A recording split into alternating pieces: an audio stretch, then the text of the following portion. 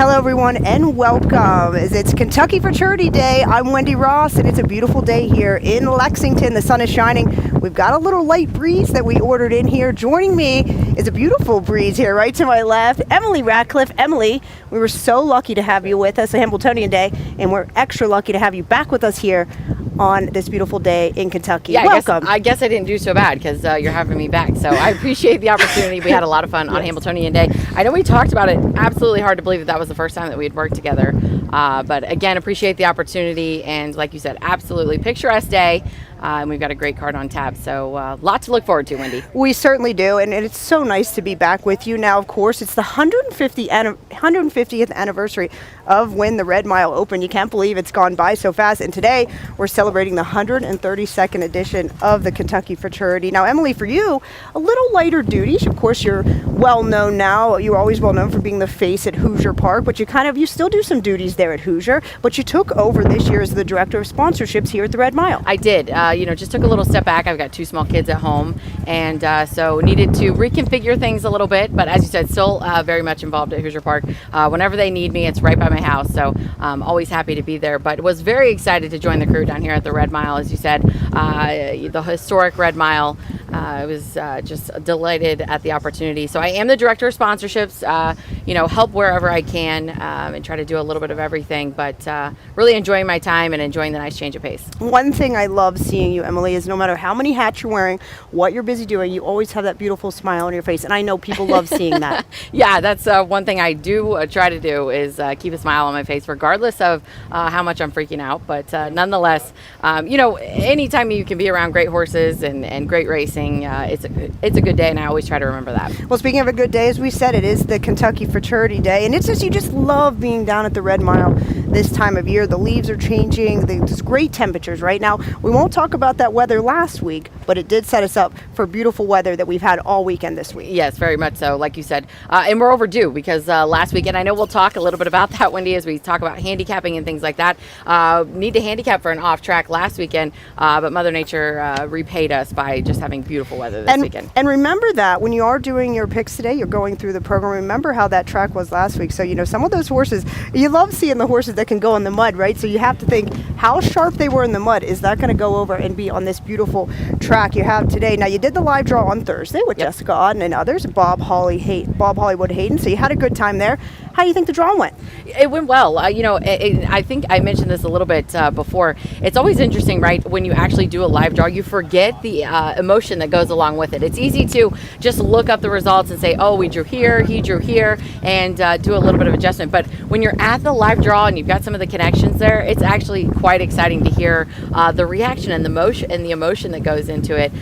So much riding on those post positions sometimes, and the live draw really adds that dramatic effect. So it was great. I think there are obviously some certain interesting angles. I think the draw made things interesting for a few horses. Again, I think it's going to be a great race, and we're going to let the horses decide on the track. Talk about some of the sponsors we have today. Of course, our title sponsor, our main sponsor is harnessracing.com, created for the new fan that we're trying to attract in harness racing. We want that. Harnessracing.com was formerly Harness Racing Fan Zone for U.S. Trotting, but we wanted to, when you're out and about, you're just at a restaurant and you said, what do you do? And you're like, I'm in harness racing.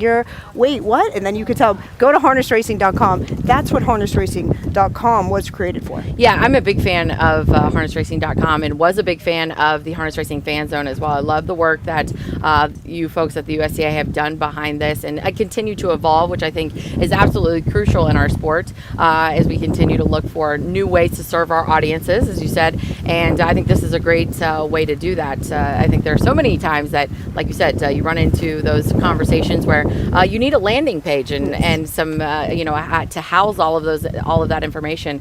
And like I said, I just love that we have that at our fingertips, literally at our fingertips, and love that we're able to expose the masses to harness racing. And as far as harnessracing.com, so please head on over there. Since we've opened it in June, it's been viewed in over 25 countries and had upwards of 15,000 guests viewing it as well. So really proud of that. Other sponsors today are Cane Run Farms, the Standardbred Sales Company, as it is that time of year, Hunterton Farms. Special guest today, we're so excited to announce Senator Damon Thayer, the Kentucky Republican senator that does so much touchdown here for horse racing in general. James McDonald, the Canadian driving star that's been taking the U.S. by storm here. Trainer Julie Miller, always nice to see Julie. And Edison Hatter, the rocket scientist that just loves harness racing, and we're so glad. So those are going to be our guests today to set up.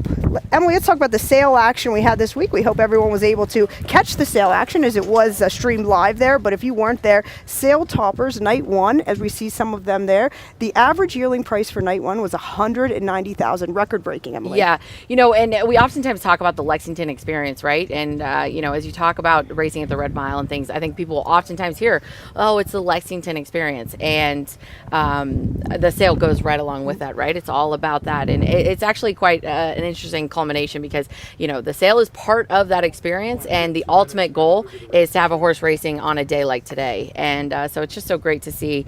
A lot of fun. There was a lot of excitement, I thought, this year at the sale, Wendy. Talking to quite a few folks, and I think people were generally excited about the yearling sale. A lot of times there's some folks feel maybe a little ambivalent or a little hesitant to really say how they feel. You got to be a little bit reserved, but there was a lot of excitement, and it was good to see. And of course, as you talked about sale toppers and things like that, certainly we're not shy as far as raising their hand. And everyone has the dream of buying their next Carl, right, to race in the Hamiltonian. So that's always the dream. Now we'll move along quickly here. We did some Twitter polls, and the Twitter polls results where we said, who do you think? We picked 4 of the horses of the 11 in there, and we said for the Kentucky Futurity, Carl won the poll, 49%. Even Carl coming in off that second narrowly beat finish, still feel the Carl is the horse to beat. Highland Kismet coming in at a close second there at 36%. Moving on to the fillies here. We did the poll for the fillies. Warrawee Michelle took home the title there with 52%. The Svanstead team, they know when the money's on the line, they always seem to be there. And then, of course, second is Buy Around, which you and I might have a little interest in Buy Around, but we'll talk about that later. A lot of things happening here today. A lot of great races, Emily. 2 divisions of the Tattersalls for the Colts, the Glen Garnsey for the 3-year-old pacing fillies, and then the Olaraj Farms Open. So big races coming our way. And, of course, you can be viewing this on the Fox broadcast on FS1 from 12:30 to 3.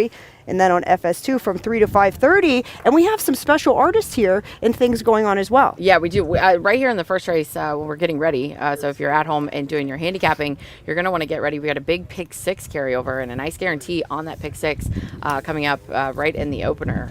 But as you said, it's just great racing from start to finish. 12 races. And as Wendy said, if you can't be at the Red Mile in Lexington, you can certainly watch from home on FS1 or FS2. That's actually the first time the Red Mile has been on national television. So again, tell your friends and family, want to get some good ratings, and of course get the Red Mile on national television as much and as often as we can. Well, the best is we want you to watch on national television, but we want you to come here and be here today. Let's get down to business. Take a look at these races for these fraternities today. Let's talk about the Kentucky Filly Futurity, and then we're looking at the girls there. What a nice group of there's the Colts first. We'll talk about the Colts, right? We'll look at what a nice group of Colts. Now, you said some of those were happy with the draw. Of course, the 5 Secret Agent Man, he's been racing really well. 15-1 Morning Line, I don't know. He's been pretty sharp coming into this, but he's one, that benefited from that post 5. Carl with post 11, though. Yeah, it's absolutely crazy. And I know we'll hear from Nancy throughout the day on the broadcast and things like that. She no stranger to the second tier positions and off positions. Of course, won the Hamiltonian from post position number 10. And so she's no stranger to that kind of success or that kind of starting from a second tier. So, but was certainly interesting. Okay. Well, let's look at these. We have our replays coming up there let's look at the replay of Carl from his 2 wins here. Oh, here we are. We have Carl coming up looking at the win on 8:25. Carl, of course, has just been so super. He races great here. There we go. This is the start from 8:25 when we got the win coming in for Carl, looking so great. And now we look back, though, right? If we got the next start coming up here was when he got beat there on September 15th. Okay. And there we go. Okay.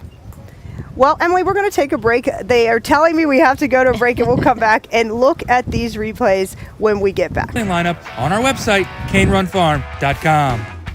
The United States Trotting Association and take advantage of special benefits including pathway savings, member pricing on American Horse Council publications, and discounts on products and services, and so much more. UStrotting.com is where you'll find entries and results from all the racetracks and get behind-the-scenes stories as the USTA visits farms and stables before major races such as the Hambletonian, Little Brown Jug, and Breeders' Crown.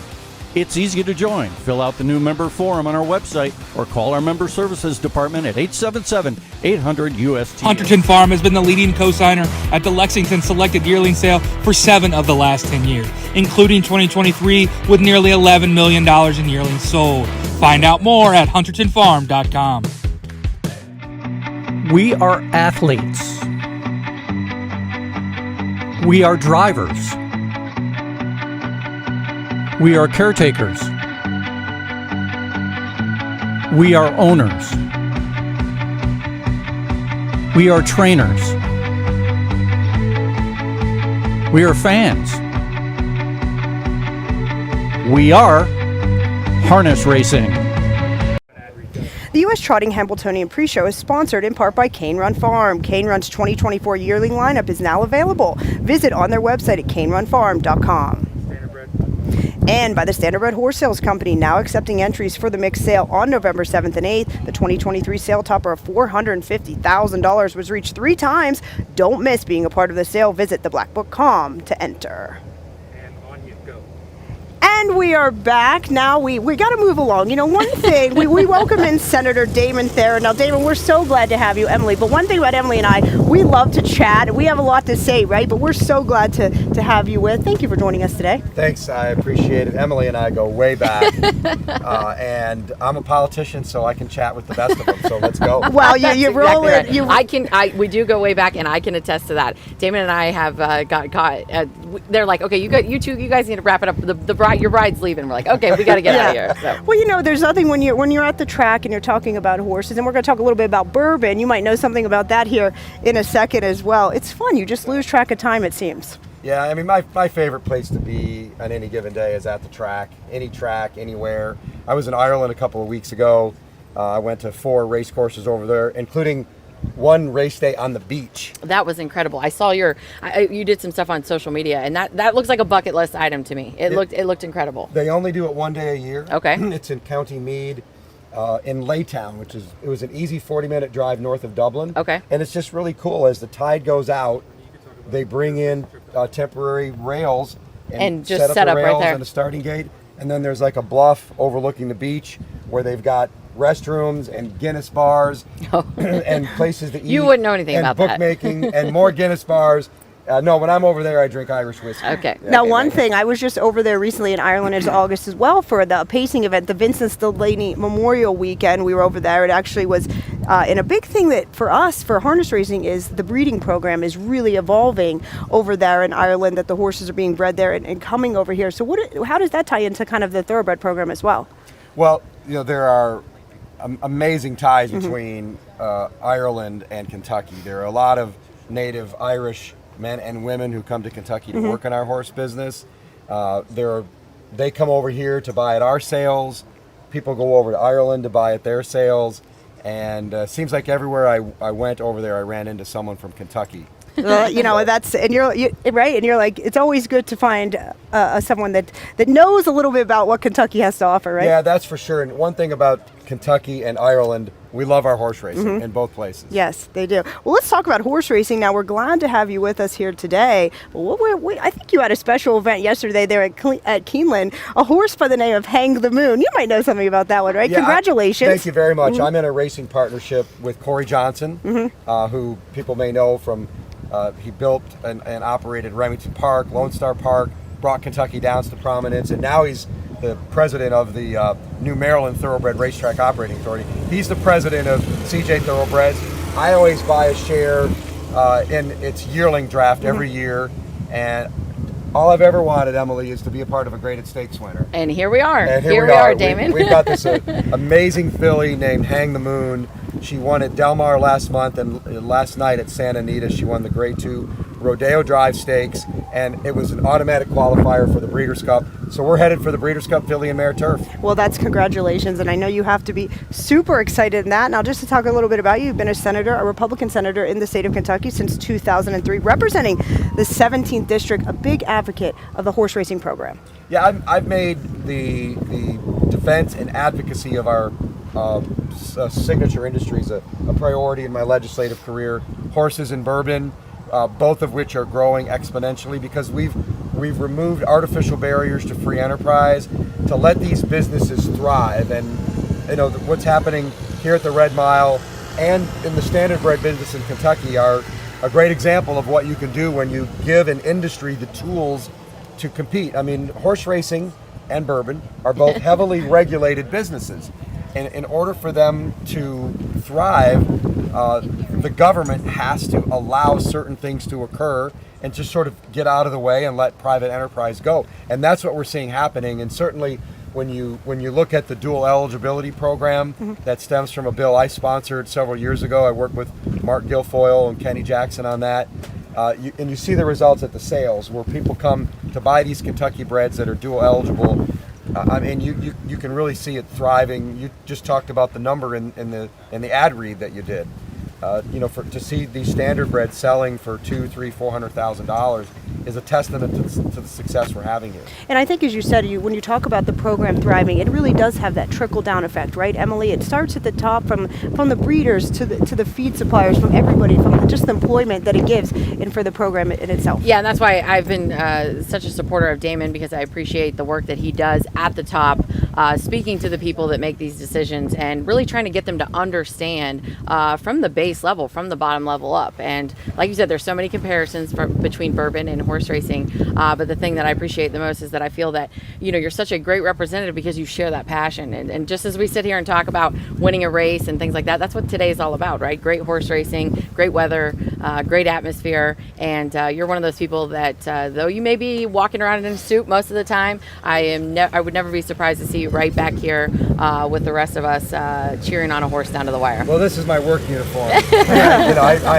I prefer jeans and a button-down shirt, but whether you're an owner or trainer or driver or jockey or a racing fan, we're all looking for that next really good horse. I mean, your dad has had some really good horses. You know about that pursuit, and I think that's what people want to see, and that's why people come to the races on big days. They want to see those top horses, and this is the time of the year with the Grand Circuit coming here to the Red Mile, with the Breeders' Crown just a few weeks away at the Meadowlands.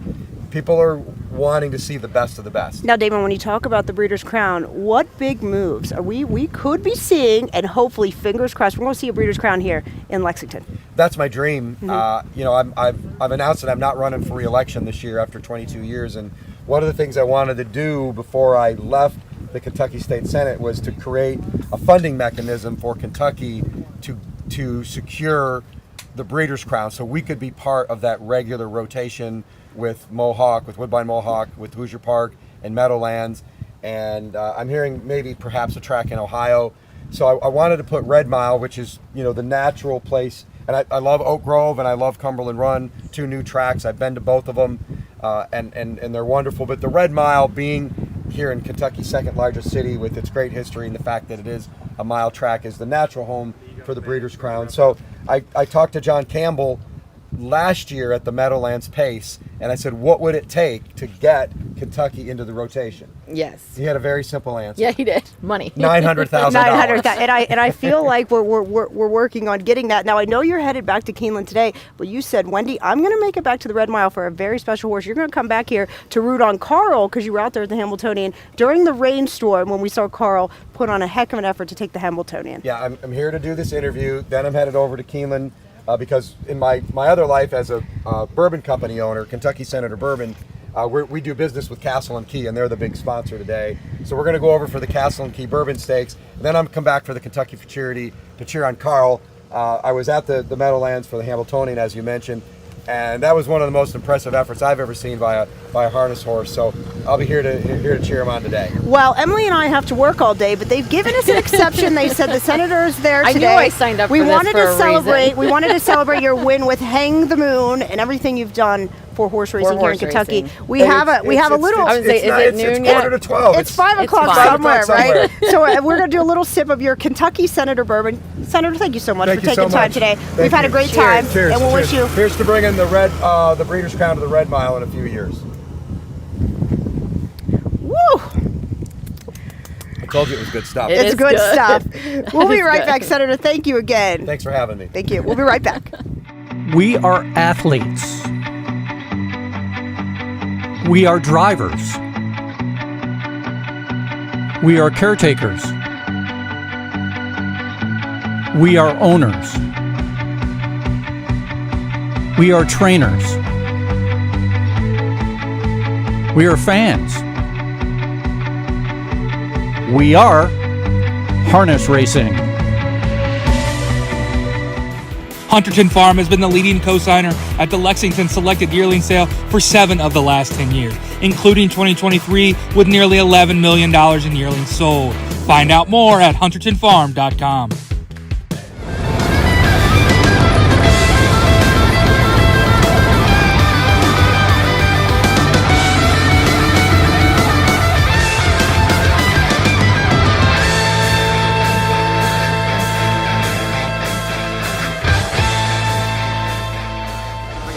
You just get 500 days, and everybody get 500 down, everybody get 500. The Standardbred Horse Sales Company is now accepting entries for their mix sale on November 7th and 8th. Enter online at theblackbook.com. Cane Run Farm has bred, raised, and prepped yearlings for over 40 years. Most notably, Hamiltonian Oaks champions Moneymaker, Nance Ketch, and Danae. Check out our 2024 yearling lineup on our website, canerunfarm.com. I'm a member of the United States Trotting Association and take advantage of special benefits including pathway savings, member pricing on American Horse Council publications, and discounts on products and services and so much more.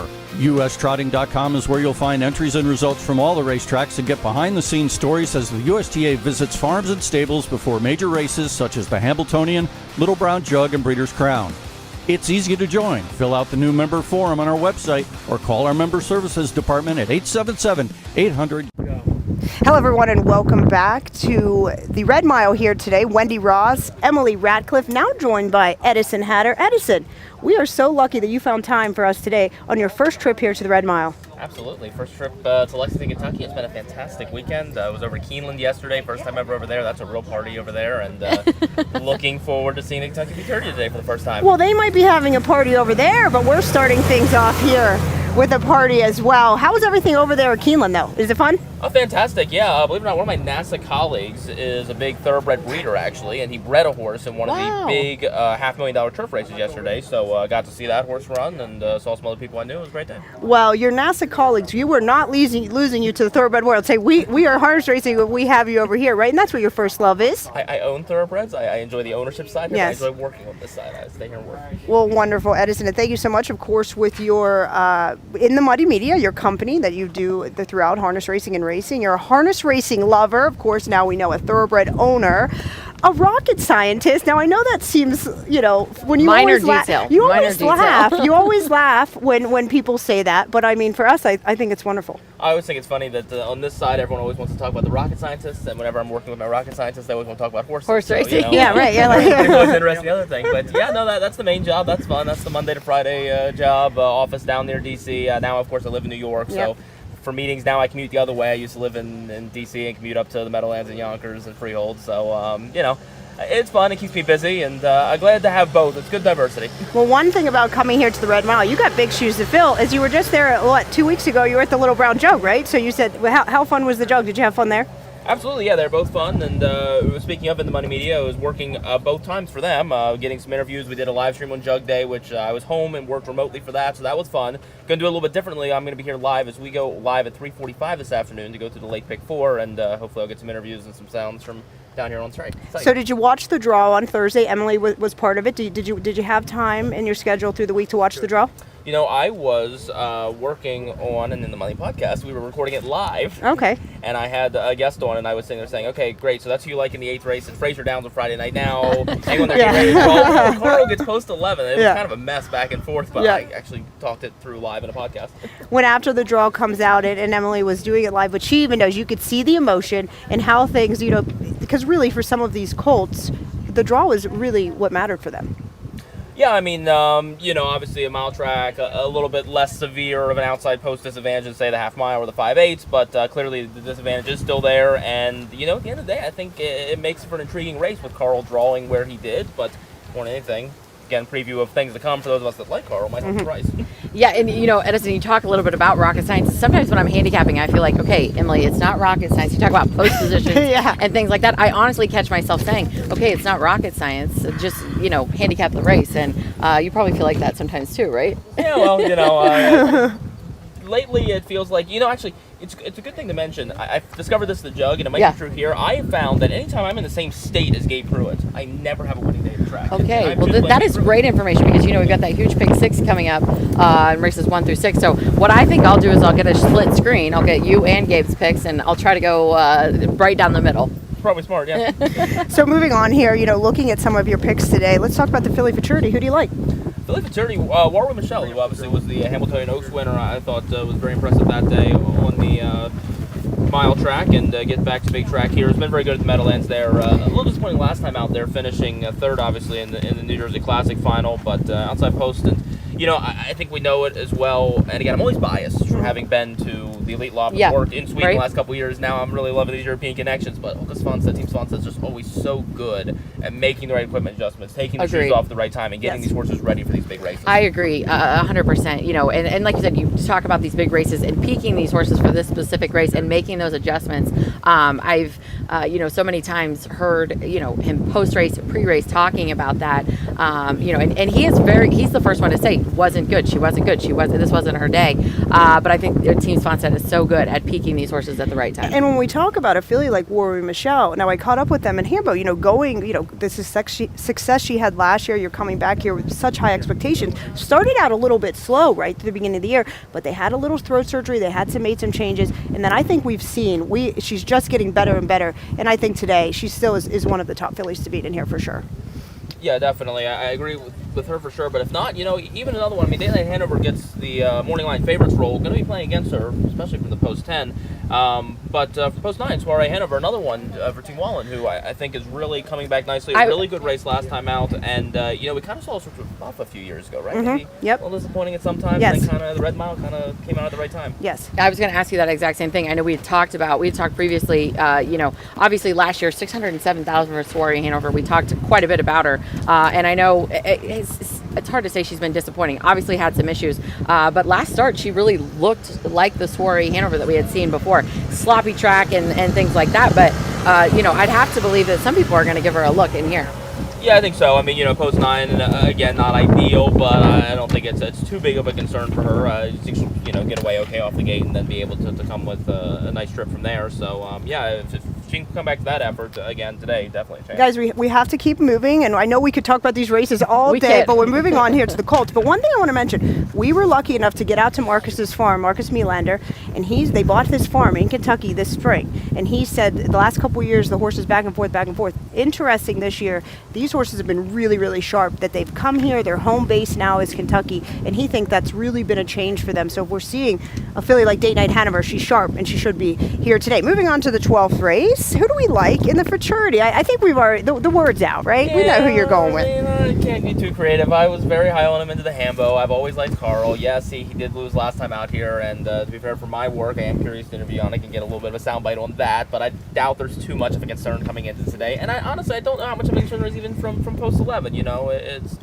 It's a mile race, it's a mile track. There's time to follow somebody out of there and get a good spot and be able to get them late. Well, they interviewed Nancy, and what did she say, Emily? She said it's better than the 8, 9, or 10. Right. That's exactly She was actually really okay with post 11. Which I appreciate because, you got the power of optimism. Like you said, if you don't like post 11, well, you like it better than 8, 9, and 10, so go with it. Now, can we get the pick 4 ticket? Can we get it, or do you have to wait to put you into your live podcast, or can you give us kind of some of your information now? We can give it if I Breaking can. news. Yeah, can we We're get gonna the break breaking some news If I now? can, through wind, try to figure Yes. out the pages here, but I believe try to we're assist. starting We're with race 9 with a yes. single with Sylvia Hanover. who, Okay. I like That a bit. seems, yep. Same. Single there. Mm-hmm. Race 10 in the Philly Futurity, pretty deep, 2-3-7-9. Again, we've already discussed more with Michelle and Soiree Hanover, Armelina by a round, including them as well. Again, gonna dangerously maybe leave 8-9 Hanover off the ticket. Race 11, we have that open pace, Little Rocket Man, and By the Missile. By the Missile is really impressive there. That was really, We'll have I to think, see if Post 10 is not great, okay. though. Right. Yeah. Well, and when you talk to Yannick, go ahead and ask him about that too, and then let us know. Yeah, right. We need all the. Let us know. Fill us in later, okay? Would you? But how about, guys? Look at this real quick. Gabe Pruitt not available. His picks are so top secret. That's right. He can't even give them out until he goes on air there early. But Gabe, we're going to be listening. And they're looking at our tickets there, Emily. For me, it is a single in the 9th there. We all agree, right, with the single. And I'm going to assume Gabe's probably not going to disagree. Race 10 for me, 3-7-9, led by the Philly Buy Around. Emily, for you? I obviously similar ticket structures for all of us there, but I do think it's interesting that we all go pretty deep in the 10th race, that Philly Futurity, and we talked a little bit about it. At least in my most recent recollection, it seems to me there's always been maybe one or two fillies that really kind of stand ahead of the group as far as the 3-year-old trotting fillies are concerned. But this year it just seems to be such a wide open affair. Yeah. I really would not be surprised to see any number of these fillies step up and race big on a day like today. So. I think it's interesting. Like you said, I think the 10th race is probably the most wide open, in my opinion, obviously, hence the 4 deep for me. But I did include Carl and Highland Kismet. I think they are the most probable winners in there. We talk about price and things like that, but I just think they're the two top standouts there. So a win is a win is a win. We all pretty much agree, though. $18 ticket for me, $16 for you, Emily, and $16 for you, Edison. Yes, and I found out thanks to Cheyenne this morning that it's $1 minimum. I thought we were looking at 50 cents, so that's good. Oh no! Chance to spend more money now. Yeah, you gotta spend more money. So, but Edison, thank you so much. We appreciate you stopping by. We know you have a lot more going on your plate, and we certainly hope that you enjoy your time here. And I know you're gonna have more fun here than you did at Keeneland yesterday. I bet. Oh, certainly looking forward to it, and that should be a great day racing. Thank you, and we'll be right back.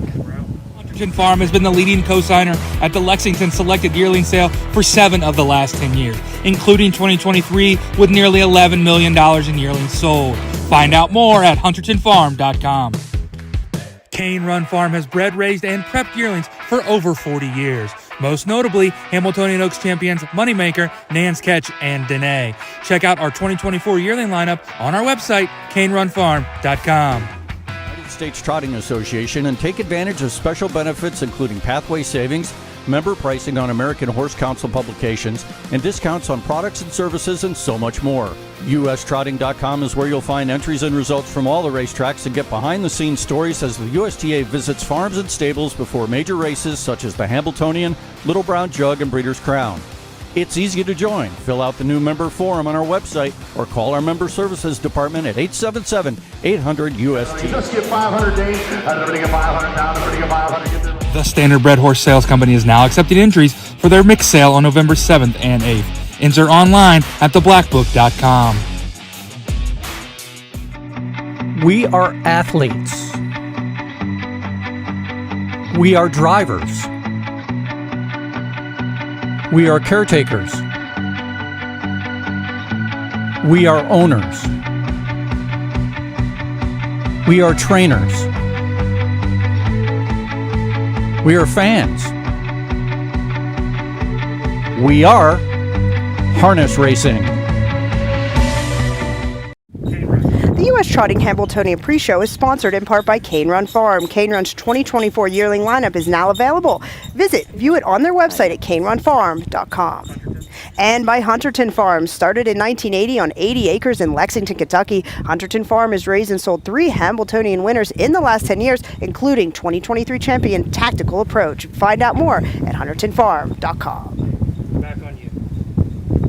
Hello, everyone, and welcome back. Wendy Ross joined by Emily Ratcliff, and now this beautiful lady right in the center, Julie Miller. Julie, thank you so much for joining Emily and I today. How's it going? It's going great. What other place would you you want to be than the Red Mile on Sunday with two gorgeous ladies? Aren't these girls doing a great job out here? Well, I was just going to say, where else would you rather be? Okay, we are a Sunday at the Red Mile. It's beautiful weather, and you draw post 5 in the Kentucky Futurity.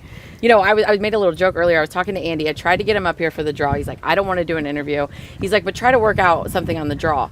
And I'm like, yeah, great. Now he's jinxed me. And we get down to like the last 3, and it's like post 9 and post 5. And I'm like, Andy's going to kill me if he draws post 9. So I just want to go on record and say, Andy, I was able to help you out. I had luck on your side, and we got post 5. So. Well, Emily, and I don't know about you. When there's all these certain people that you really, really root for in this business, and Andy and Julie, I'm sorry, they're just dear, dear friends of mine. So when the draw was coming through, and I saw, okay, 9's gone, 8's gone, right? Because we know in years past it hasn't really worked out. I said, okay, post 5, happy for you. Well, thank you. I appreciate that. And you girls with your good mindful thinking, it happened. I'm going to thank you for that. But yeah, the draw has not been well to us. I've had the 9 and 10 several times with the 12-horse field. But, it's a wide open event, and I'm glad for my post. Yeah, and I think for him, this colt has been tricky, right? We met up with you out there in August for the Hamiltonian. And take us through kind of the Hamiltonian to now as he's really come on quite well.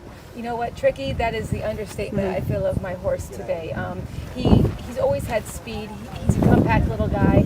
I'm sure when people watching the other day, TCI at first up was like, you could see the whole horse on the other side of mine.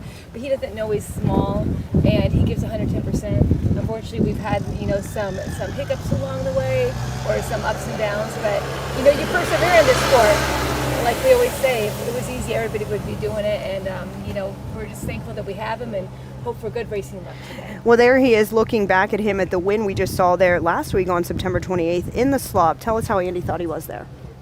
Vicious. Yeah. We could have been happier. I always watch live over here where you girls are at, and when he was turning for home and I saw Andy just sitting there, those are the moments you just love in our sport. Yeah, right. Now, when we look through there, we see a couple X's on the last, 5 or so starts. What happens there? What happens is one of our times he did have a little bit of an issue with the foot. Other times it's been maybe a little bit of tie-up. The thing about it is he's been, like you said, tricky to figure out. And when he's on point, I think he can be very competitive. Talk to us a little bit about, obviously a 3-year-old colt stake schedule. You're a little bit all over the place, but I know you guys have, relocated down here, and he's been down here for a number of weeks or months, maybe since the Hamiltonian. I'm not sure what his exact schedule was, but talk to us a little bit about what that's done for his maybe mental clarity, soundness, all of those things, how you feel he's coming in, and the fact that he's been able to be located right here, where he's going to be going to post. Yeah, well, it is great. The Red Mile, the track crew has been phenomenal. So he's got his footing over here. He's raced over, like I said, with the Kentucky Sire Stakes several times. I think he enjoys his track. On a beautiful day, like you said, and I have a great staff. You don't sit here in this chair without having a great team behind you. So I have a great team.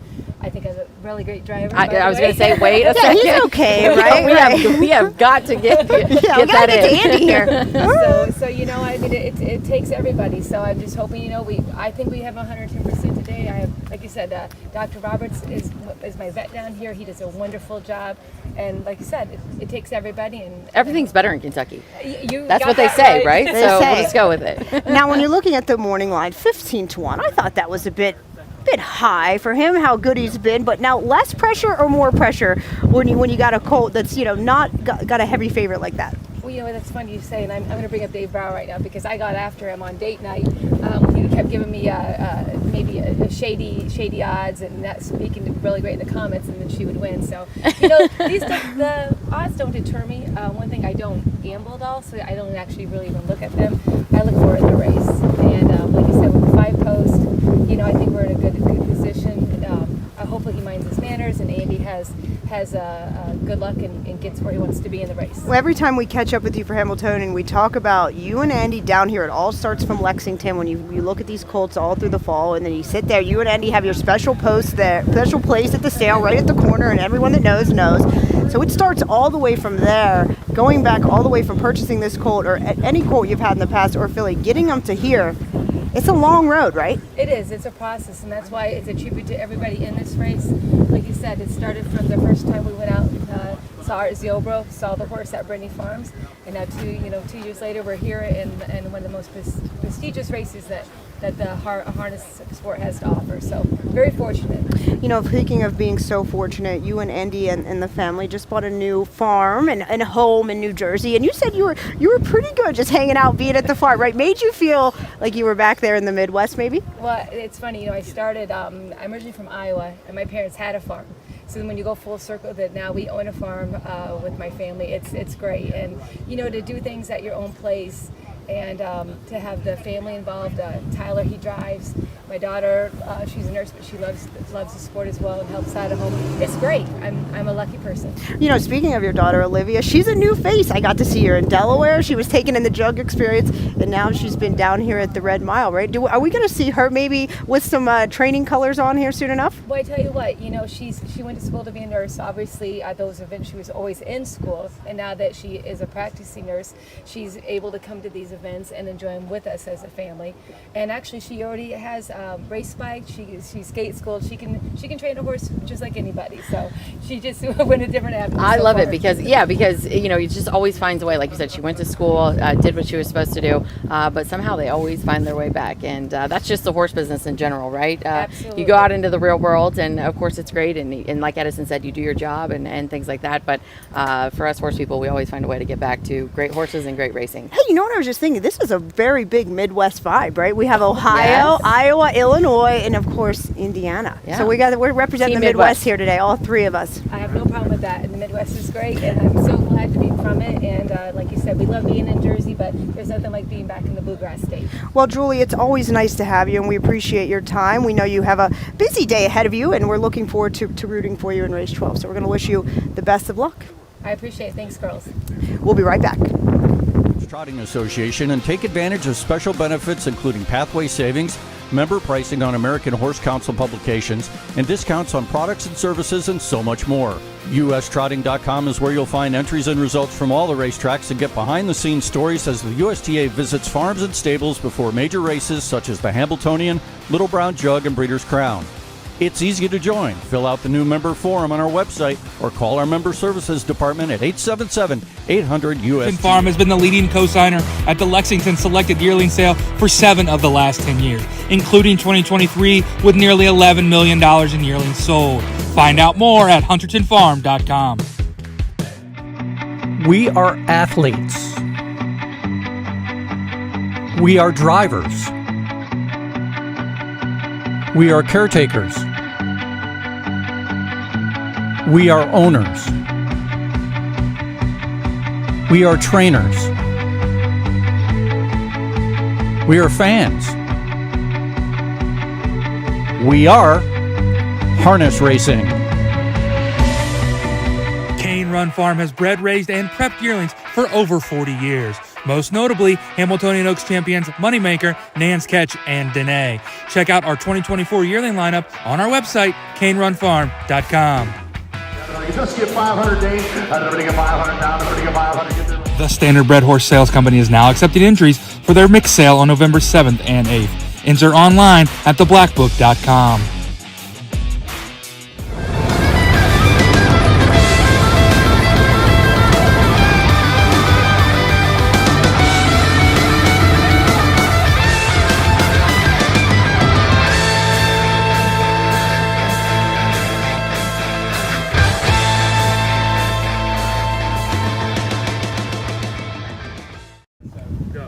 Hello, everyone. Wendy Ross welcoming you back here to Lexington, Kentucky, as it's Kentucky Fraternity Day, joined by Emily Ratcliff and now this gentleman, James McDonald. James, thank you for joining us today. We know you got a busy day here, and welcome to the Red Mile. Well, thanks for having me, Wendy. Always great to be at the Red Mile this time of year. It's been unbelievable weather as well. Now, Emily, we always hear about the McDonald brothers up there in Canada. Of course, we have Mark here, has been in the U.S. for quite some time, but James has been taking, you're a 3-time O'Brien Award winner up there in Canada, but this year in 2024, you said, hey, I'm James McDonald, I'm going to come here and I'm going to do some big things in the U.S. as well. Congratulations on the year you're having. Yeah, thank you very much. And it's just a case of getting great horses to drive. I had great sire stake horses in Canada, but this year I've been able to take the jump to some Grand Circuit races and had some luck. So hopefully just keep banging away. Speaking of great horses, you might know a 3-year-old by the name of Emily, Legendary Hanover, right? Legendary Hanover, super. Congratulations on the pace win. Now take us through the last couple weeks here, through the Little Brown Jug and things like that, and how you feel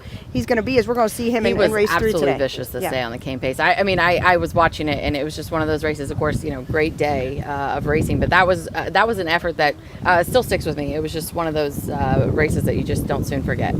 Yeah, and just like you guys said, he's a special horse, and I get goosebumps just thinking about it.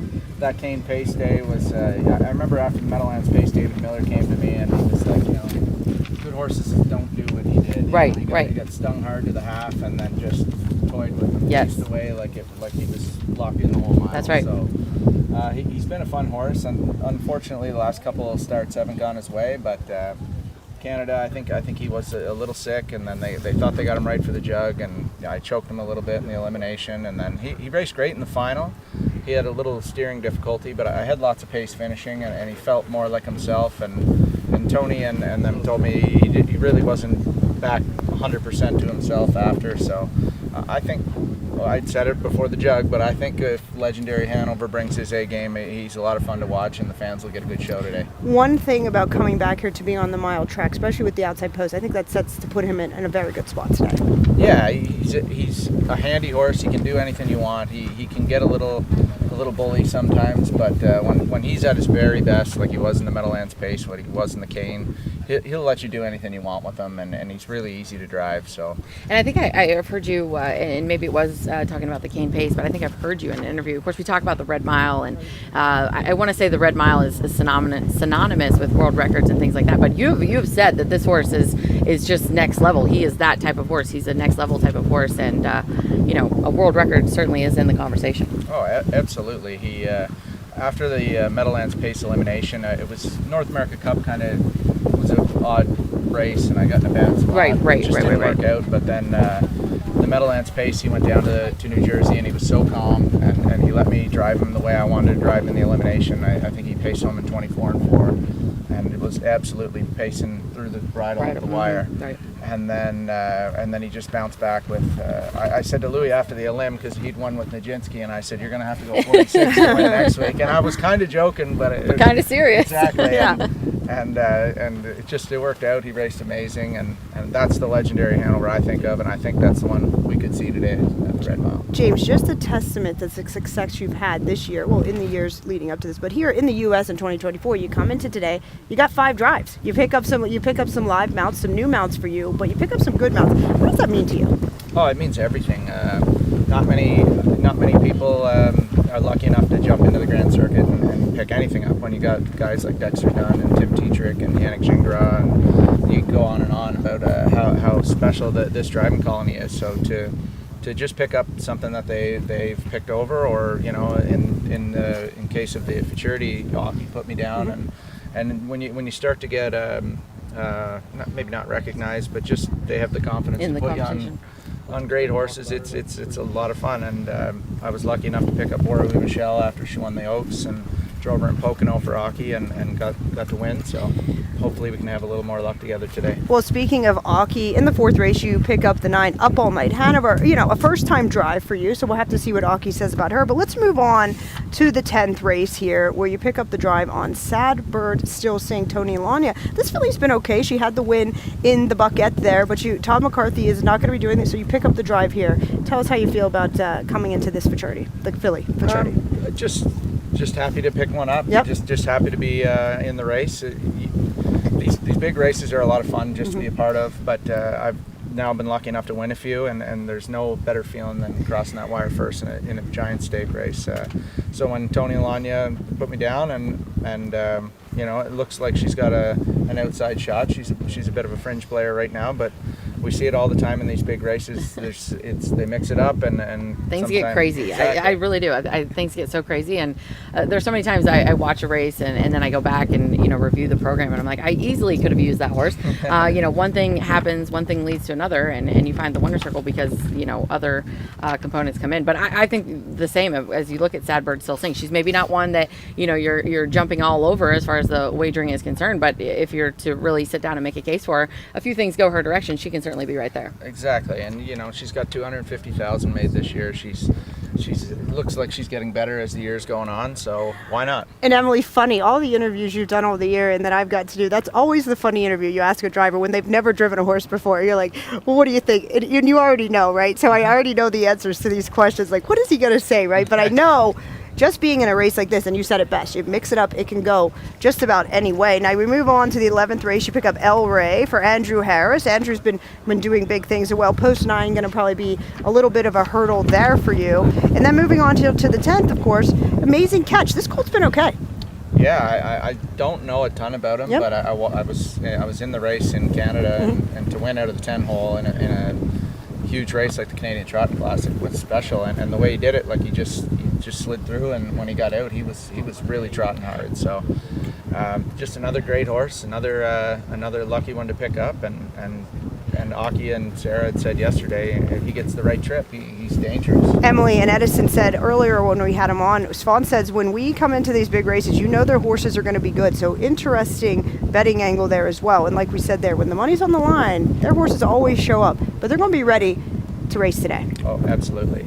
Good post and obviously a great field. It'd be great. It's great to be in the race, but it's a great race just to watch. Like, as a fan too. I like most about Amazing Catch, and I do like him. I thought he was absolutely incredible in the Canadian Trotting Classic, but it's his versatility. He doesn't seem to be too one-dimensional. And as you talk about jumping in onto a horse for the first time, and obviously no problem for you, but I think that's got to be nice to have in your back pocket that he can step out of there a little bit if you need to, really give you that versatility. And like I said, looks like that he can do it a couple different ways. Yeah, absolutely. It's always a good attribute to have, to be able to pick kind of what you want to do and drive them the way you want, because sometimes you get in these races and you have a speed horse and it doesn't look like it's. And I know we have to wrap, but I do want to ask this question. So when you get on a horse like this or a first time big race like this, what is that post parade like? I mean, are you really scoring him down, or are you just trying to keep him calm and go off of what maybe Team Svanstedt tell you, or what's that look like for you? Yeah, I think you hit the nail right in the head with it. See what they say first. They might say, you have to keep him calm in post parade, or maybe score him hard in post parade. You never really know, and they know their horse better than I do right now. So, I'll probably talk to Dex. I'll talk to Aki, and I'll just see what they think, and then go from there. And then it's just kind of feel him out, see how he feels, and try and learn as much as you can, as quick as you can. Very good. Well, James, thank you so much for stopping by. And thinking about Amazing Catch, one more thing. Just shows you how wide open. I know we got some good favorites in here, but that horse is one of those to keep your eye on and maybe give you a little bit good of a price play. James, thank you so much for stopping by with Emily and I. 5 drives today, but hey, you've had 5 or 6 drives that you've won 2 or 3 of them, so keep your eye on this guy here today. And one last question. No, like you said, McDonald brother interview is complete without asking which is the best McDonald brother. Well, the best is, let me say, we had Curtis on at Delaware. He said, there's my brother Bob. And then he just kind of Bob is just out there. He's the oldest brother, but he's not in harness racing, so he just kind of rolls him off. I started laughing. I said, okay, we'll just forget about Bob then. But no, you do have, go ahead. Bob's a blacksmith, so he is in harness racing. But no, we got a good family. We all root for each other, and I think every one of us would say we're the best, but we're all cheering for each other. That's what makes it so fun. You guys are all so easy to cheer for, and I laugh and have a good time every time I see any one of your brothers. So I appreciate that, and like I said, easy to cheer for you guys. Well, thank you very much, ladies, for having me. Thank you so much. We'll be right back. Has been the leading co-signer at the Lexington Selected Yearling Sale for 7 of the last 10 years, including 2023 with nearly $11 million in yearlings sold. Find out more at huntertonfarm.com. You just get 500 days, everybody get 500 down, everybody get 500. The Standardbred Horse Sales Company is now accepting entries for their mixed sale on November 7th and 8th. Enter online at theblackbook.com. Association and take advantage of special benefits including pathway savings, member pricing on American Horse Council publications, and discounts on products and services, and so much more. UStrotting.com is where you'll find entries and results from all the racetracks and get behind-the-scenes stories as the USTA visits farms and stables before major races such as the Hambletonian, Little Brown Jug, and Breeders' Crown. It's easy to join. Fill out the new member form on our website or call our member services department at 877-800-USTA. We are athletes. We are drivers. We are caretakers. We are owners. We are trainers. We are fans. We are harness racing. Started in 1980 on 80 acres in Lexington, Kentucky, Hunterton Farm has bred and sold 3 of the last 10 Hambletonian champions, including 2023 winner Tactical Approach. Find out more at huntertonfarm.com. The U.S. Trotting Hambletonian Pre-Show is sponsored in part by Hunterton Farm. Started in 1980 and 80 acres in Lexington, Kentucky, Hunterton Farm has raised and sold 3 Hambletonian winners in the last 10 years, including 2023 champion Tactical Approach. Find out more at huntertonfarm.com. And by the Standardbred Horse Sales Company, now accepting entries for the mixed sale on November 7th and 8th. The 2023 sale topper of $450,000 was reached 3 times. Don't miss being a part of the sale. Visit theblackbook.com to enter.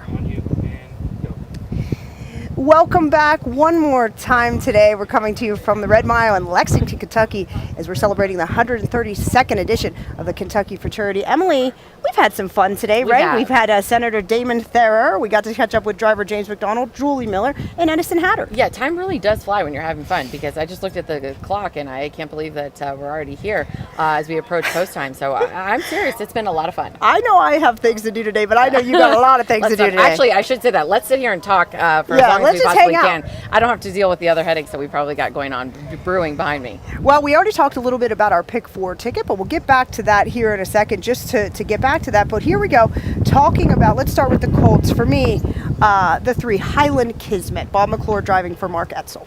Yeah, you know, and there's been a lot of buzz about Carl, right? He is the horse. He's the headliner, if you will. But interestingly enough, after that start last week for Highland Kismet, 4.5 length winner in the slop, 55-1. People are really talking about how sharp this horse is right now. And I'm going to throw out the break. 2 starts back there up in Canada. But this is a colt. This is the type of colt that takes really good to a big track. We saw it out there in the Hambletonian, and we could see it back here today on these good track conditions. He takes a while. He's a big colt. Got to get his way. Got to get in motion. He's almost like a semi truck or a train. He's got to get moving. But when he does, he's a big threat there on the end. And I think for post 3, he's going to put Bob McClure in a good spot with him. Yeah, I agree completely. Like you said, I think that he's just getting better. And like you said, with this inside post draw, I think that makes him a serious contender. I think much the same for Amazing Catch. This horse is coming off, I think, one of maybe his best performance to date, 51-4 in the Canadian Trotting Classic, and was going away from him. He was trotting away from the rest of the field. So I think this horse is peaking in the right time. And you talk about price and things like that. This is the horse I think that you'll catch a price on. I guess no pun intended, but again, I really like this horse. I've got him in here high on my ticket. Also note the first-time drive for Timmy Tetrick on a Dame Good Time. I thought that was interesting. Yeah, there is a little bit of driver switching going on. Of course, Scott Ziron opts to go with Security Protected. He's been driving this horse for Team Melander. And so Tim Tetrick picks up the call on Dame Good Time, who draws to the inside off of a scratch 6. So it's just a lot of question marks here for me with this horse. He, of course, most recently, maybe most famously, upset Carl in the last. You know, note 2, Dexter Dunn was listed on the 4 and the 1 for Aki, but drives the 6, Tony Adams. You just can't seem to, it's a chess game. But like I said, I think that's what adds to the intricacy of this and makes it fun to handicap. Also, the 8 don't want to leave out 6 I know you love this horse. I was interested him. to see where you used him, because I know you've been a fan of this horse. You talked about him at the Hambletonian. Tough post draw for him, and again, off of a break and then a scratch. He's a little bit a big question mark for me here. He is, but you know, he's got a guy by the name of Dole Daly training him, so I feel like Noel's just always got these horses ready to go. Now, I don't know if I'm post 8 and we're going to be on, overcoming the break and the scratch there, but we might be shooting here today. Hope we have a good start and then ultimately shooting for the Breeders' Crown is why Noel did not bring Captain Albano here, as they're got their sights set on the Breeders' Crown as well. But 6 Hour, just another one of those big colts. He needs things to kind of go his way, needs a little bit of luck, but don't leave him off just because of those date. He's another one you could throw in there, and you're going to get a little bit of a price on him as well. Moving on here to the fillies, I just love this filly. Not to be on the Noel Daly train here, but I'd love Buy Around. Yeah, me too. I'm right there with you, Wendy. I think that she is the filly to beat. I've also been a fan of this filly since the Hambletonian. I thought she went an absolutely vicious mile in the Hambletonian Files, trotting home in 26-4. War We Michelle, take nothing away from her. She was the best filly that day. She absolutely deserved the win. But I thought Buy Around raced incredibly well in defeat. I love this inside post draw for her. She was just too far back in her last out to really make much of it. And again, the sloppy track. I know we talked about that earlier, but this is a filly that's been on the board in 9 of 11 this season, and she's danced all those dances, and she's done it quite well. And just as you said, no one really better for the job than a guy like Noel Daly. So with the inside post draw, with her recent form, I think, I think you'll get a little bit of a price on her. I think War We Michelle figures to be the favorite in here. So I'm going to take a chance and go with Buy Around. Yeah, and I think we agree there. Of course, we mentioned War We Michelle. She's the filly she's got all the tools in the box, and if she shows up here today, has that September 6th date there. But I wouldn't be, that's nothing to be too afraid of. I think she's just getting sharper and sharper and sharper coming in here to today. And of course, the 9 and 10, Soiree Hanover, the filly that we haven't seen. She was supposed to, we wanted to see more out of her than we've seen this year. But she's another one. This is just setting up this time of year. Lucas is known for having these horses ready right in the right spot, coming in off that sharp start in the mud there last week. A big effort. I think we look to see her if she can overcome post 9 and the 10, Date Night Hanover. Love Marcus Melander's horses here now that he has this Kentucky farm. I think it's been a big change for him. So for me, 3, 7, 9, and 10, Emily and I both agree. Buy Around is the filly. For me, the best bet of the day moving to race 3 is the 5 Mirage Hanover. We saw him race in the jug eliminations and then finished second there in the final. Dexter Dunn took over the driving there. Keeps the drive here for trainer Jake Lehman. So for me, the best bet of my day is race 3, number 5. Emily, you? I like it. I like that you're starting early. Hopefully we get off onto a great foot there. I'm going to go a little deeper in the card. I'm going to go to the 9th race, a filly a mare that many have heard of. Maybe not as much this year because, of course, we've been hearing the sound of Twin B Joe Fresh. Yeah. But Sylvia Hanover putting together another great season. Of course, I was a big fan. I've been a big fan of this mare. And last year when she came to the Breeders' Crown, I got to spend some time with her, be in the barn. And I know you've talked about this. And I really think it kind of takes it to the next level as far as your handicapping is concerned, because I was just so impressed with her. And as we said, maybe hasn't got the headlines that she has in the past because she's been chasing the likes of Twin B Joe Fresh. But Sylvia Hanover, in my opinion, is in a league of her own in this race. I think she steps ahead of the rest of this field. She draws to the inside. And again, I think she's been racing well in defeat. That last start in the Dayton Derby, she was out nearly every step of the way. I thought it was a valiant effort to hold on to finish second to, of course, Twin B Joe Fresh today. I've got to get used to saying that today. Yeah. I'm so used to saying tonight when I'm handicapping, but today, I think with the rail position, I think that gives driver Bob McClure a lot of versatility, and I think we're going to see her in the winner's circle. And we love seeing Sylvia on the big tracks. You always know you're going to see the best Sylvia you're going to see. We saw a look at our pick 4 tickets earlier. I think it was a $18 ticket for me. Oh, we're going to get the tickets brought back up here. So there we go. There's our pick 4 tickets. There's a single for Emily and I in both race 9, both liking Sylvia Hanover. Race 10, we both, for me, is 3-7-9 led by Buy Around. Emily 2-3-7-10. Race 11, 5-7, 5-10 for Emily. For me, 3-8-11. And 3-11 for Emily. $18 for me, $16 for Emily. So Emily, I hope we picked out some winners. I hope we gave some people some entertainment here, as we loved having our guests, and I'm so glad we were able to do this again. And I hopefully we'll have some other times we'll meet down the road. Maybe this year we'll have to see what the team says behind the camera. But we're so glad for having you. We're gonna let you get back to the rest of your duties here today. Yeah, and again, I want to thank everybody for tuning in, and everybody behind the scenes. Kyle, Cheyenne, Rich, Dan, everybody does such a great job. There's so much work. Was talking to Kyle leading up to it, and I honestly forgot how much setup, how much production goes into one of these. So shout out to your crew. You guys have done a great job all week long. We always appreciate it. And like you said, hopefully maybe icing on the cake is that we picked a few winners today. And I always say that about the team too, is like everyone says, Wendy, we love all the videos you do, and Mark and Rich and Kyle and Cheyenne. I say to them, I was like, thank them, because they're the ones that put it all together. So, but thank you so much for tuning in. Good luck today and enjoy Kentucky.